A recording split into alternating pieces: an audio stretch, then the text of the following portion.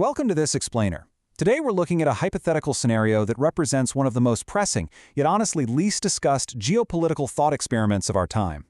We're talking about an unprecedented scale of potential crisis, a situation where a major global player undergoes a sudden, complete systemic collapse. And this isn't just about the politics, it's about the raw mathematics of human displacement. Okay, let's dive into this.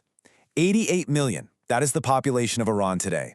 To truly grasp the gravity of the source material we're looking at, we have to firmly anchor our attention on this staggering number.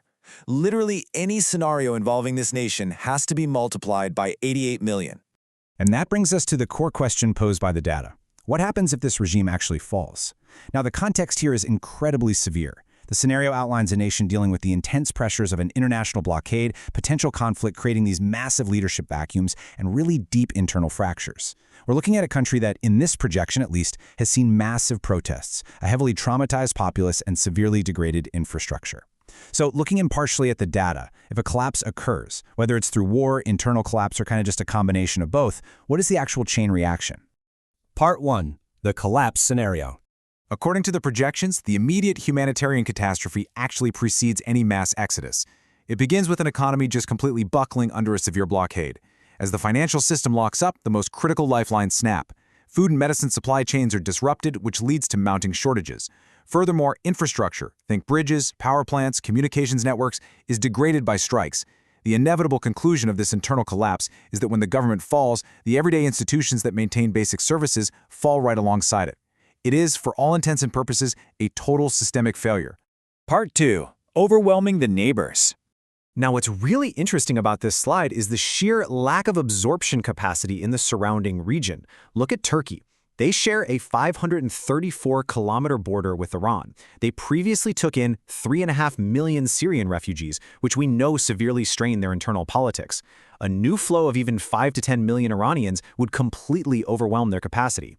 Then, look at Iraq. They share a massive 1,458-kilometer border. The source notes that Iraq is barely functional after 20 years of war, occupation, and fighting ISIS. They struggle to provide basic services for their own people, let alone millions fleeing south. And Pakistan, sharing a 909-kilometer border, is already dealing with its own severe economic crisis while hosting millions of Afghan refugees. Basically, none of these neighbors have the infrastructure to absorb the flow that an Iranian regime collapse would produce. Part 3. The Syria comparison. To put this into perspective, before its civil war, Syria's population was around 21 million people. Iran's population of 88 million is more than 4 times larger. We aren't just talking about a larger country here, we're talking about an entirely different magnitude of human movement. So the absolutely crucial takeaway is this. The Syrian civil war ultimately displaced roughly 13 million people. If we apply even a proportional displacement to the Iranian scenario, projections point to 30 to 50 million refugees. 30 to 50 million displaced people. That is a scale of humanitarian movement that our modern world has literally never seen. Part 4. The European wave. Let's look back to the year 2015. The migration crisis that year fundamentally changed the global political landscape, right? It fueled far-right movements, contributed heavily to Brexit, and totally upended European politics. And here is the staggering fact. That entire crisis was triggered by fewer than 2 million refugees reaching European borders. Less than 2 million. So let's map out how this builds into a global reality. An Iranian refugee crisis of 30 to 50 million people would absolutely dwarf the events of 2015. This flow of humanity would inevitably carve multiple routes toward Europe. We'd see a massive push through Turkey directly into Greece. We'd see secondary waves moving through Iraq, up into Turkey and onwards. And we'd definitely see a third route funneling down through Pakistan and into established smuggling networks that reach the Mediterranean Sea. The pressure on European borders would be off the charts. Part 5. The morning after. The source material impartially points out a really recurring historical theme here. Regime change without a plan for the morning after is deeply, deeply dangerous.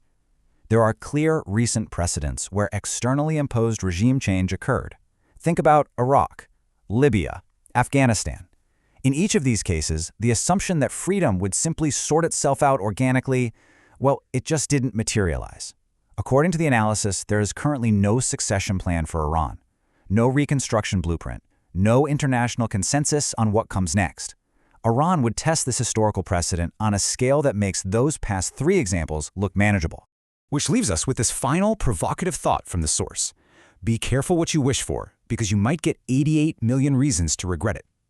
A collapse of this magnitude isn't just a political victory or defeat on a map. It's a humanitarian earthquake that would reshape continents. So, what do you all think about this? I hope this explainer helped visualize the sheer scale of the data behind these geopolitical scenarios. Drop your thoughts on these numbers in the comments below. And hey, make sure to subscribe. In our next explainer, we're shifting gears entirely to break down the data behind the midterm elections and how domestic politics actually shape foreign policy. See you there.